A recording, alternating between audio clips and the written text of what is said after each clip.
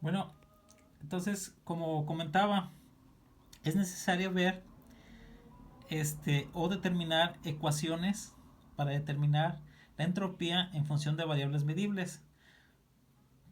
Para aquellos, podemos decir, procesos que no estén definidos o inclusive para los que están definidos, ¿sí?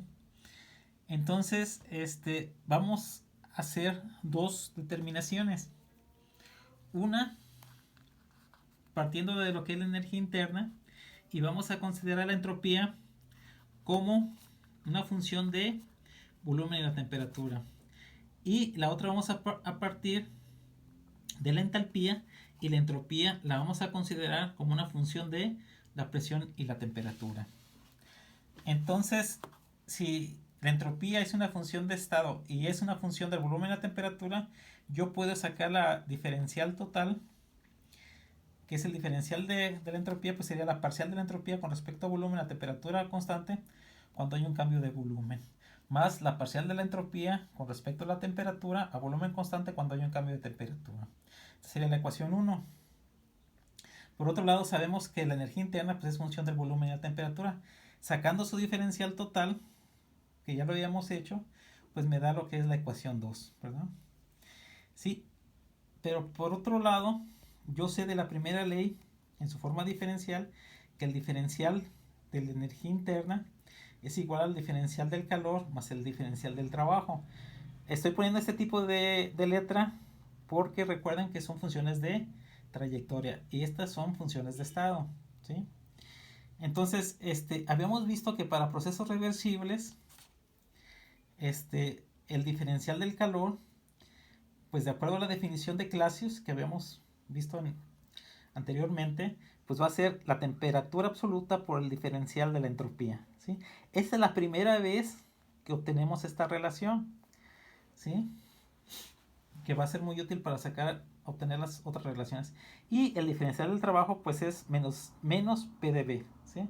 O sea, recordando que el trabajo es igual menos la integral de PdV, ¿verdad? Pero como está en forma diferencial, el diferencial del trabajo es menos PdV. Entonces, de esta manera, la primera ley me queda que el diferencial total de la energía interna es igual a T ds, diferencial de entropía, menos P, diferencial de volumen, que sería la ecuación 3. ¿Sí? Entonces, podemos igualar la ecuación 2 y 3, ¿sí? Entonces, a la hora de igualarla, pues obtenemos esta relación, ¿verdad? Y de ahí, pues podemos despejar el diferencial de la entropía, ¿sí? Entonces, si nosotros despejamos el diferencial de la entropía de la ecuación anterior, obtenemos esta relación, ¿sí? Si se fijan, pues tenemos el diferencial del volumen y también tenemos el diferencial de temperatura, ¿sí? Esta sería la ecuación 4. Esta la podemos comparar con lo que es la ecuación 1, ¿sí? Diferencial de la entropía, tenemos diferencial de volumen y tenemos diferencial de temperatura, ¿sí? Entonces, matemáticamente significa que lo que acompaña el diferencial de volumen aquí en la ecuación 4 va a ser igual a lo que acompaña el diferencial de volumen en la ecuación 1. De la misma manera, lo que acompaña el diferencial de temperatura en la ecuación 4 va a ser igual a lo que acompaña al diferencial de temperatura en la ecuación 1. Entonces, de esa manera, pues obtenemos las siguientes relaciones, ¿sí? Entonces, a la hora de comparar lo que acompaña cada diferencial, obtenemos la ecuación 5 y la ecuación 6, ¿sí? La ecuación 6 pues es 1 sobre la temperatura, la parcial de la energía interna con respecto a la temperatura volumen constante. Esto, si recuerdan, ya lo habíamos definido y es la capacidad calorífica volumen constante, que es C con B. Por eso lo ponemos C con B entre T. Entonces, si se fijan, ya tenemos lo que vale un coeficiente, que es C con B. Nos faltaría ver a qué equivale, en función de variables medibles, la ecuación 5, ¿sí? O sea, el coeficiente de la parcial de la entropía con respecto al volumen a temperatura constante. Para hacer eso, vamos despejando de la ecuación 5 la, la parcial de la energía interna con respecto al volumen a temperatura constante, ¿sí? Entonces despejamos y después derivamos con respecto a la temperatura, volumen constante, ¿verdad? Entonces obtenemos una segunda derivada de la energía interna con respecto a la temperatura, con respecto al volumen, ¿sí? Y obtenemos esta expresión.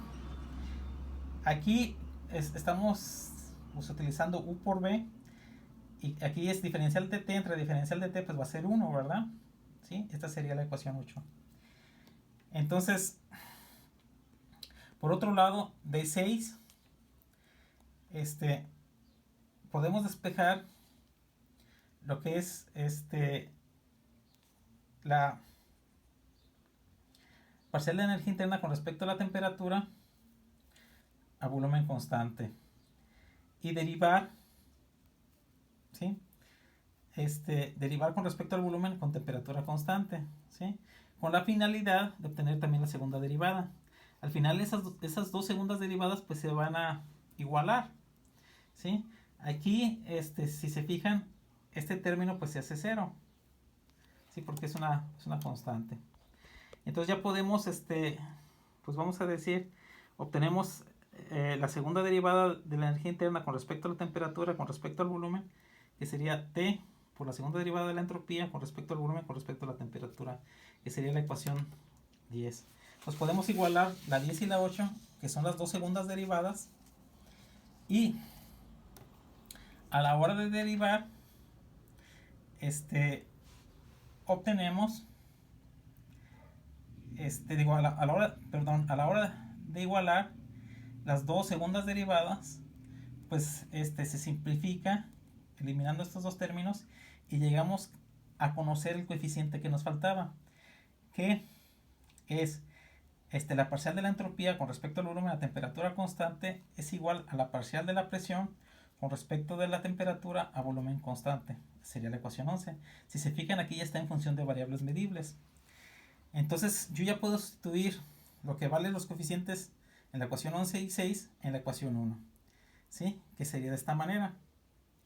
Y ya a la hora de integrar obtendría la ecuación que ando buscando. Entonces el cambio de entropía va a ser igual a la integral de la parcial de la presión con respecto a la temperatura, volumen constante, por el diferencial de volumen 1 a volumen 2, más la integral de T1 a T2 de CB entre T por el diferencial de la temperatura. Y esta expresión pues la podemos utilizar ya, ¿sí? Y es la que andamos buscando. Pero aprovechando la situación, a la hora de sustituir 11 en 7, pues obtenemos esta expresión. Esta expresión era una demostración que estaba pendiente, ¿sí? Entonces a continuación vamos a obtener la relación de la entropía en función de la presión.